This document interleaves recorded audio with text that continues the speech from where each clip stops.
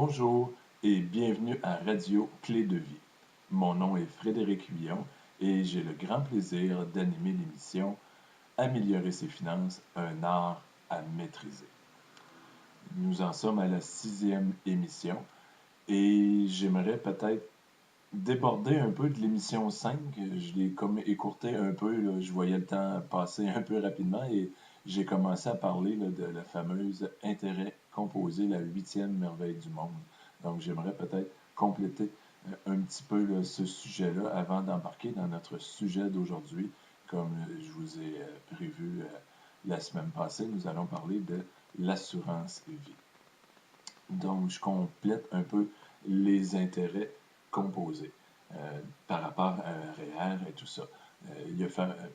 Vous allez possiblement trouver, ou vous avez déjà lu des fameux exemples pour démontrer comment fonctionne l'assurance, pas l'assurance, je m'excuse, mais les intérêts composés dans les REER. Les exemples les plus courants qu'on voit, c'est soit deux frères, deux sœurs, un frère, une sœur, peu importe, deux amis qui ont le même âge et qui investissent à des moments différents des mêmes sommes ou même des sommes différentes. Un exemple concret, c'est deux frères à 25 ans. Et le premier, le frère A, investit 50$ par mois pendant 40 ans, donc jusqu'à sa retraite, versus le deuxième qui se dit, bon non, moi pendant les 20 premières, je ne le ferai pas, et les 20 dernières, je vais mettre 100$ au lieu de 50$ par mois, donc je vais mettre autant d'argent de mes poches que mon frère A. Donc, j'aurais mis, chacun aura mis, je crois que c'est 24 000, oui, je vois l'exemple à côté.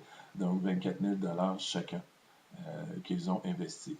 Sauf qu'à 65 ans, ben, surprise, le frère A, qui lui a fait 50$ par mois pendant 40 ans, a environ 115, un peu plus de 115 000$ de plus. Là, j'ai fait des calculs à 8%, là, ce qui est actuellement astronomique ou qu'on ne peut pas. Il n'y a pas de placement là, qui garantisse un taux aussi élevé. Mais c'est simplement là, pour démontrer un peu l'effet de levier de l'intérêt composé, comment ça fonctionne. Il y en a d'autres où est-ce qu'ils disent ben, pendant les 10 premières années, un investit, tandis que l'autre va investir les 30 autres années et que ça va arriver quasiment égal au bout de la ligne. Donc, c'est intéressant là, de concevoir ça là, un peu, là, comment l'intérêt composé peut être puissante. Et dernière petite question par rapport au REER que j'aimerais aborder, c'est de savoir est-ce que tout le monde devrait ou obligatoirement devrait prendre des REER? La réponse est non. Je vous dirais que ceux qui ont un faible revenu, au point qu'ils ne sont pas imposés du tout, possiblement qu'ils n'ont pas la capacité de dire ben, je mets un certain pourcentage de côté pour une retraite qui s'en vient. Et de l'autre côté, bien, comme j'expliquais à la fin de l'émission numéro 5, bien, si je ne suis pas imposé aujourd'hui puis je prends des REER, donc je n'aurai pas de retour de REER aujourd'hui. Et demain, bien, si j'ai plus de revenus et je suis imposé, ben, je deviens perdant par rapport là, à ce principe-là là, de taux d'imposition. Au lieu de diminuer, ben, soit qu'il est égal ou au pire de la situation, j'aurais de l'impôt à payer là, sur mes revenus de pension plus mes revenus de REER là, que j'encaisserais. Il y a cette partie-là. Et non aussi pour soit des travailleurs autonomes ou des gens qui partent à leur compte, qui ont le choix de dire, ben moi, en fin d'année, j'ai le choix de prendre 5 000$ et le mettre dans mes REER pour ma retraite, ou je le prends et je l'investis dans mon entreprise pour qu'elle grandisse encore plus rapidement. Donc, et que dans X années, mon entreprise qui aura pris de l'ampleur, bien, je pourrai la vendre à plus forte échelle. Et là, à ce moment-là, ça deviendra mon revenu de pension, de retraite. Donc, il y a comme cette partie-là là, qui est intéressante là, à se poser la question, est-ce que, si mon entreprise ne croît pas ou très peu, et que j'ai pas espoir de la garder encore jusqu'à la retraite, ben, peut-être plus aller dans les réhab. Si j'ai espoir de la faire grandir et soit de la transmettre à mes enfants ou de la vendre à fort prix parce qu'elle a pris de l'ampleur, ma clientèle a grossi et tout ça, bien, c'est peut-être un choix là, intéressant à voir. Donc, c'est ça que je voulais là, rajouter, là, un bon petit 5 minutes là, que j'ai pas mis là, dans l'émission numéro 5.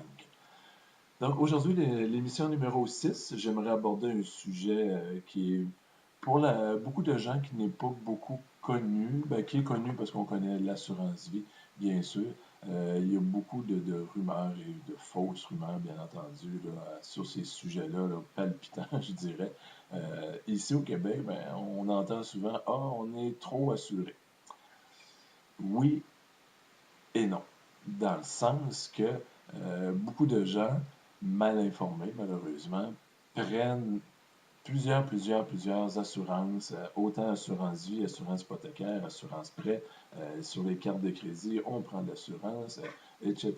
Dès qu'il y a la possibilité de prendre de l'assurance, euh, il y a peut-être des gens, je pense pas que c'est malhonnête, qui vendent un peu le risque épeurant de dire, ben, si vous pouvez peut-être perdre ceci en prenant cette petite option-ci d'assurance, ben, ça vous protège, etc.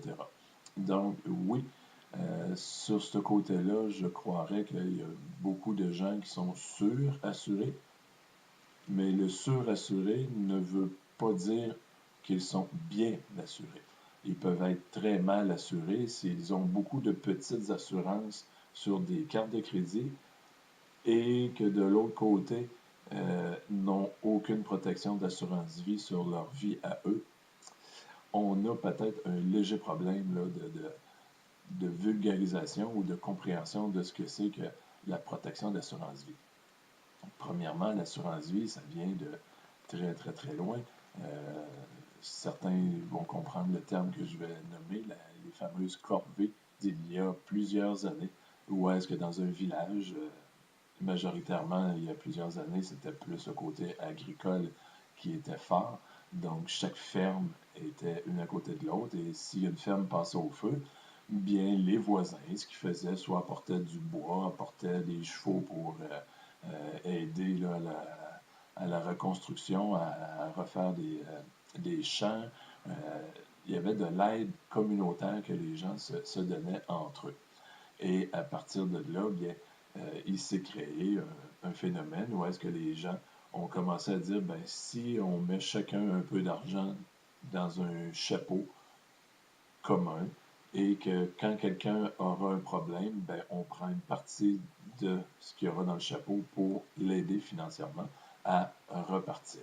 Donc, c'est souvent la veuve ou le veuf, quand c'est un couple, l'homme ou la femme décédait, pour aider, subvenir aux besoins de la famille, des enfants et tout ça.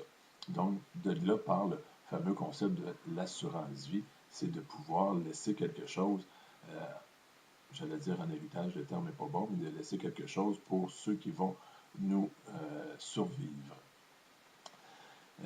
Donc, ça, c'est un point intéressant. Et là, le côté, c'est de savoir combien on doit prendre en assurance. Moi, bon, j'ai travaillé un petit peu dans les assurances, un domaine que j'ai bien aimé aussi. Il semblerait que ce que j'ai eu comme commentaire, comme reconnaissance, c'est que j'avais comme une belle façon de, de démystifier un peu là, qu'est-ce qu'il faut prendre comme assurance et pourquoi prendre ça. Bien, je ne vous cacherai pas que il y a un homme, un grand homme américain qui avait dit il y a deux choses absolues dans ce monde, c'est qu'on va payer de l'impôt. J'en ai comme glissé dans la 5e émission, la fameuse impôt temporaire versus rendu permanent. Donc, on paye des impôts, on en paye depuis un bon bout. Puis, je ne crois pas que c'est demain qu'on va arrêter d'en payer. Et la deuxième certitude dans ce beau monde, ben, c'est qu'on va tous mourir. On a un point de départ qui est la naissance et un point X qu'on ne sait pas qui sera notre dernier souffle dans ce monde. Donc, c'est sûr qu'on va décéder. Maintenant, à partir de ce principe-là, il faut déterminer est-ce que je prends de l'assurance. bien, sachant que c'est sûr qu'on va trépasser, bien, je pense qu'il serait intéressant de dire, ben, je vais mettre quelques sous de côté pour m'assurer et pour m'assurer ainsi que lorsque je, j'irai dans un autre monde, qu'il n'y a pas personne qui sera comme obligé de prendre de l'argent dans ses poches pour pouvoir soit payer mes funérailles, payer mes dettes si je me suis endetté et que je n'ai pas assuré mon prêt hypothécaire ou je n'ai pas assuré un prêt automobile ou quoi que ce soit comme autre dette, bien, je veux m'assurer que personne ne sera obligé de mettre, comme je disais, la main dans ses poches pour dire, ben voici, je vais payer pour mon frère, mon mari, ma femme, mon cousin, mon neveu, etc. Donc, ça, il y aura un minimum. Donc, on s'entend ici au Québec, souvent, là, un enterrement, c'est environ peut-être 10. Il y en a qui peuvent réussir à faire moins, là, tous les frais afférents aux alentours, mais entre 10 et 15 000. Donc, moi, ce que souvent je faisais comme graphique lorsque j'allais voir des gens là, pour leur parler d'assurance, ben, je disais, regardez, le minimum, prenez-vous une assurance vie permanente de environ 15 000. Donc, ça vous assure, elle est permanente, tant que vous la payez, bien sûr, mais elle sera toujours en vigueur jusqu'à votre dernier souffle et ça permet que personne ne sera dans le pétrin financier à votre décès. Là, je viens de dire un terme et je vais peut-être expliquer un peu plus. Permanente veut dire que c'est une assurance qui va durer toute notre vie jusqu'à notre mort versus une assurance temporaire. Une assurance temporaire, assurance vie temporaire, bien, je pourrais dire, je prends une assurance vie pour 10 ans. Donc, j'ai 50 ans, je prends une assurance vie temporaire 10 ans, bien, elle m'assure jusqu'à 60. Et selon mon âge, avec les calculs actuariels, ben, il va dire ça coûte tant du 1000 t'assurer, et voici, ça te coûte tant. À 60, si je veux me réassurer, ben, ils vont dire t'es plus vieux de 10 ans, donc ça coûte plus cher. Tandis que la permanence fait que la prime est toujours égale, peu importe l'âge qu'on est rendu. Donc, c'est un peu la distinction entre assurance vie permanente et temporaire. Donc, ça, c'est la base d'avoir un minimum pour le décès. L'autre côté, ben, que je disais, ben, je viens de parler de l'assurance vie temporaire, ben, il existe pour plusieurs personnes un besoin d'assurance vie temporaire. Donc, quand vous avez des enfants, bien pendant une vingtaine d'années, 25, 30, bien, on a besoin d'un surcroît d'assurance parce que si on décède, ben, il y a les frais de garderie, les frais scolaires, les frais pour l'université. On sait de plus en plus, je vais parler un peu plus loin des régimes enregistrés d'épargne-études et que ça peut coûter énormément cher, tout le côté scolaire.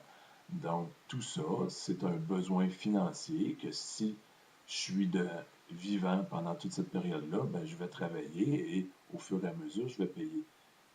Mais venant le cas que je ne serai plus là, ben, je veux m'assurer que ma femme, ma conjointe ou mon mari, mon conjoint, ait cette disponibilité-là financière pour pouvoir payer justement ces frais-là qui vont être de plus en plus onéreux quand les enfants grandissent et avant qu'ils deviennent autonomes, qu'ils puissent voler de leurs propres ailes. Donc, c'est un peu ça que j'expliquais, c'est que oui, vous avez besoin d'une section permanente et là, je faisais une belle bulle en faisant un T pour temporaire en haut. Il y a une bulle temporaire. Pour au-dessus de 95% de la population, c'est le schéma qui est intéressant. Le 5% qui peut rester, c'est des gens qui accumulent des biens d'année en année ou qui partent en affaires et que leur valeur augmente, augmente, augmente et qui veulent laisser cette valeur-là à leurs enfants, à leurs héritiers. Donc là, il y a un besoin qui est, euh, qui est là de pouvoir s'assurer un montant qui va payer les impôts lors de notre décès. Mais ça, c'est un petit peu plus loin là, dans le côté planification, mais c'est quand même, comme je disais, là, 95% de la population, là, il va avec un minimum de base et une assurance temporaire. Et avec ça, on est quand même assez bien couvert de cette façon-là. Donc, ceci me fait à la 6e émission qui parlait des assurances. Vous pouvez toujours réécouter l'émission en pesant sur le bouton que je n'ai pas regardé encore, il est où. Donc, Radio Clé en main.